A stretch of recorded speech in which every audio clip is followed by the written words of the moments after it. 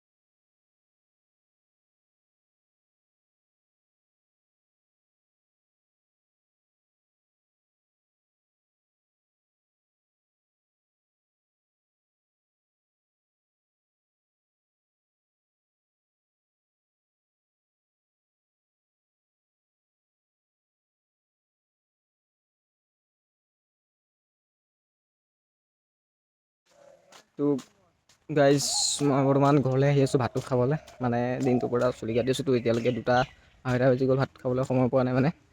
তাৰপিছত কিছুমান ভিডিঅ' বনাব পৰা নাই মানে কি দুইটাই কাটি আছোঁতো, সেইকাৰণে মানে কেমেৰাটো মানে মোৰ ষ্টেণ্ড এডাল বৰ্তমানলৈকে অনা নাই। অৰ্ডাৰ দিছোঁ ষ্টেণ্ড এডাল, সেইডাল আহিব আৰু এইখিনিতে। তাৰপিছত তেতিয়া ভিডিঅ'বিলাক সম্পূৰ্ণকৈ পাই থাকিব। তেতিয়া অলপ খেলি মেলি হৈছে আৰু ভাল দিয়ক গাইজ।